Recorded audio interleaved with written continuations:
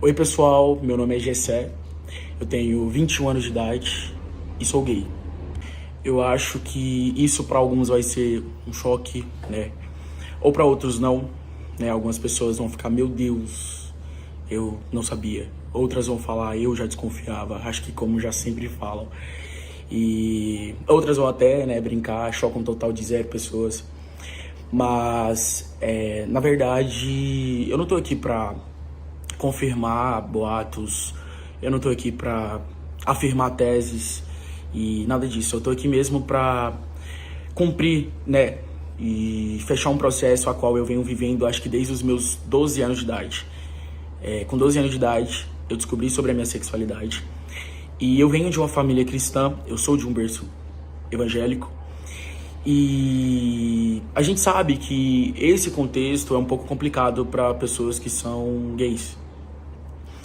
E eu descobri com 12 anos, mas eu acho que eu não contei pra ninguém a respeito disso, eu guardei pra mim mesmo. Até porque, como eu disse, o contexto que eu vivia, ele reprimia bastante essa questão.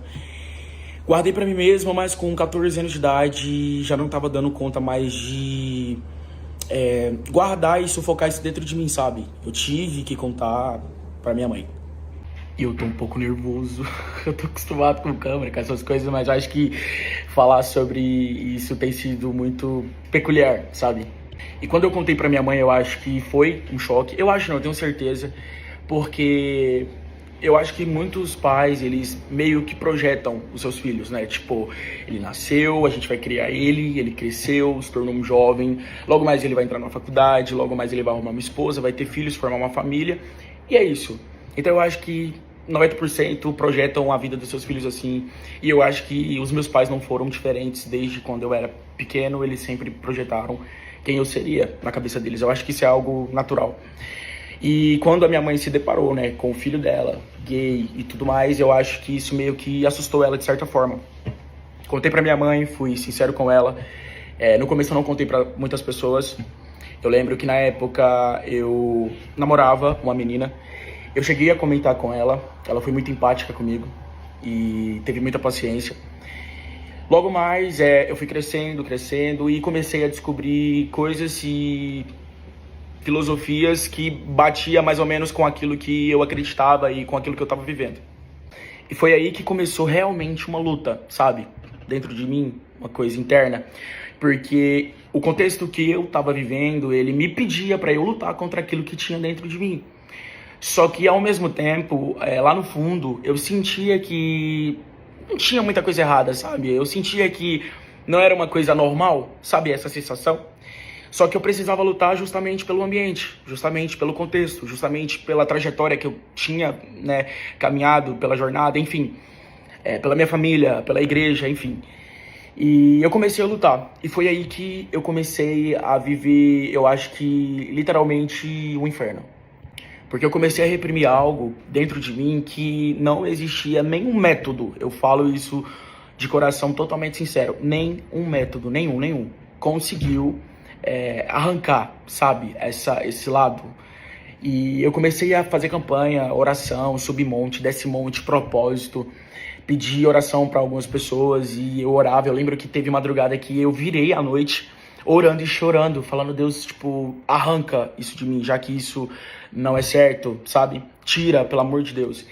E quando eu percebi que eu estava convivendo com algo que não combinava com o ambiente que eu estava e que provavelmente eu teria que viver uma mentira e que provavelmente eu não poderia externalizar isso, foi onde eu comecei a desenvolver depressão e ansiedade. Eu me sentia mais ou menos como uma peça de um quebra-cabeça que não é daquele quebra-cabeça. E eu comecei a me culpar, sabe? Eu comecei a me auto-sabotar.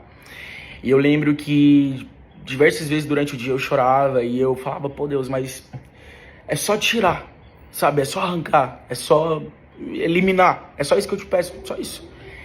E eu comecei a ter esse tipo de luta interna e isso começou a desgastar muito a minha alma e meu coração. E foi onde, como eu disse, eu desenvolvi a depressão e desenvolvi a ansiedade. Só que eu não queria contar para as pessoas por que eu estava depressivo e por que eu estava ansioso. E foi onde eu comecei a me aproximar muito da questão espiritual com Jesus. Eu sempre gostei muito de compor, sempre gostei muito de escrever. E eu comecei a narrar, através das canções, todos esses capítulos que eu vivi. E foi onde nasceram canções que hoje as pessoas escutam e ajudam elas especificamente nessa área da depressão e ansiedade. Eu acho que a virada de chave na minha vida a respeito disso, né? De eu olhar pra mim mesmo e não me sentir mais culpado, de eu olhar pra mim mesmo e não me sentir mais julgado ou autossabotado, foi quando eu tentei o suicídio, mais ou menos ali em 2020. E depois disso, eu parei de frente pro espelho, olhei pra mim mesmo e falei, cara, não tem nada de errado com você, sabe? Não existe nada de anormal, não existe nada de diferente só porque você é gay. E quando eu aderi a essa autoaceitação, foi quando as coisas começaram a se tornar mais leves pra mim. Porque eu olhava e achava tudo muito natural, tudo muito normal, e comecei a me aceitar da forma que eu sou. Então já não tinha mais aquela questão de eu me julgar, sabe? De eu me condenar eu mesmo, sabe? Não tinha mais essa questão. E foi aonde eu comecei a trilhar um caminho, sabe? A viver um processo, abrir uma jornada, que eu acho que foi o caminho que me trouxe exatamente até aqui agora, onde eu tô. O autoconhecimento foi muito importante pra mim, sabe? Me conhecer. Eu acho que quando a gente se conhece, a gente tem certeza de quem nós somos e nada do que é externo consegue mudar aquilo que é interno dentro de nós.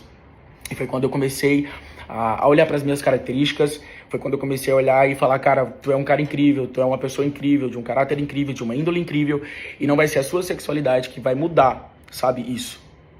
Escrevi canções que narraram, contaram em detalhes tudo que eu vivi nesse processo da autoaceitação, de até mesmo, né, da autonegação, do autojulgamento.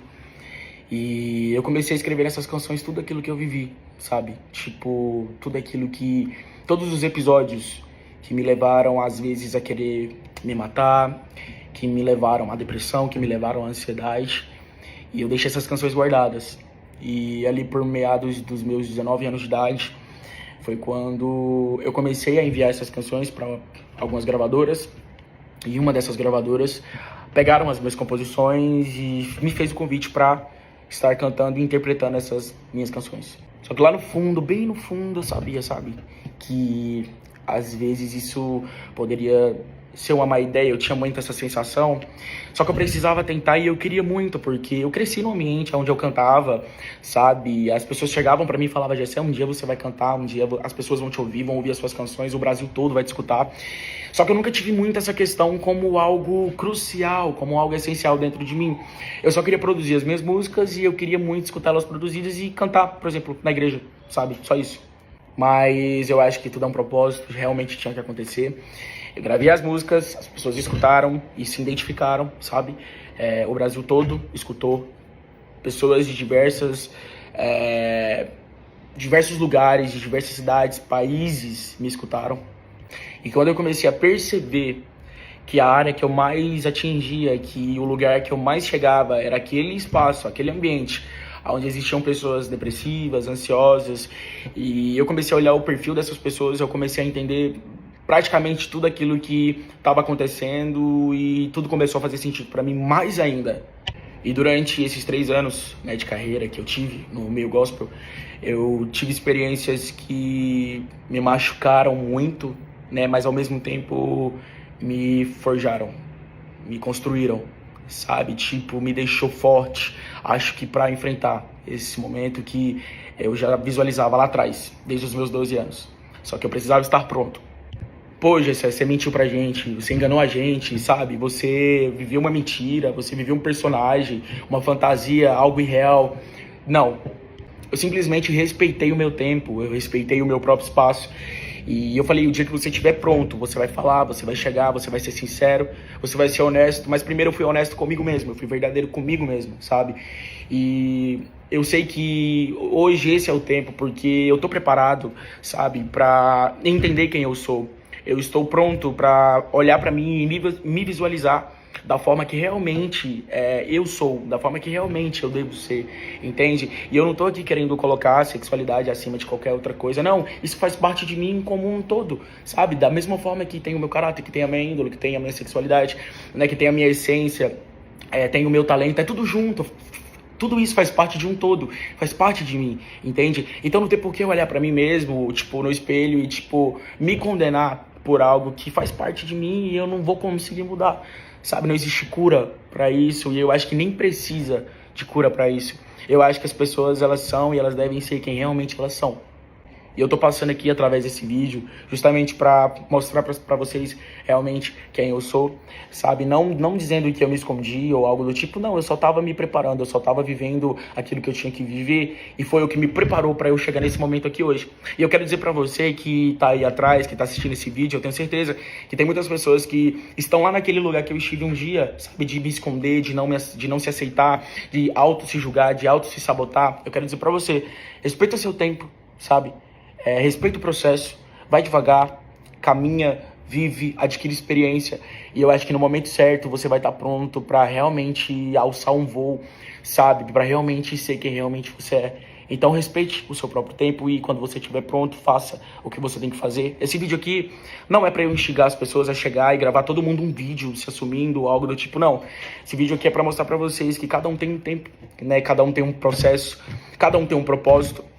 E é super válido a gente respeitar, né, esses requisitos da vida, para que no momento certo tudo aconteça de forma natural e linda.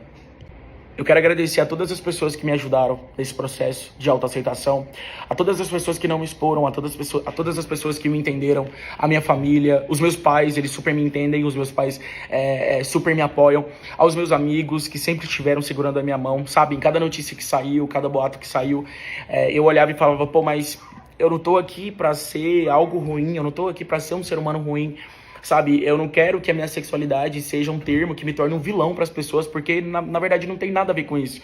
Então, as pessoas que me apoiaram e seguraram na minha mão e estiveram comigo nesse tempo, eu quero muito agradecer vocês por tudo, de verdade. Eu quero agradecer a todas as pessoas que me olham como um ser humano, como um garoto que sonha, sabe? Que sempre teve os seus ideais, que sempre teve os seus objetivos, que lutou por isso.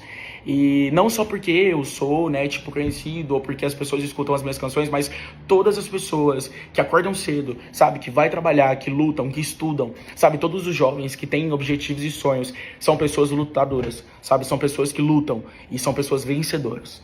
Enfim, eu sou o Gessé, vou continuar sendo o Gessé, independente de qualquer coisa, independente da sexualidade, independente de qualquer coisa. Eu tô aqui, né, com a minha essência, para passar para vocês as minhas mensagens através das minhas canções e eu espero que vocês abracem, sabe? Eu espero que vocês abracem as pessoas que precisam de abraço, que precisam de uma mão, que precisam de serem escutadas a respeito disso, tá bom? Um beijo e eu sou muito grato à vida por tudo que ela me proporcionou e principalmente por ter me trago até este lugar que eu tô agora. Um beijo, fica com Deus.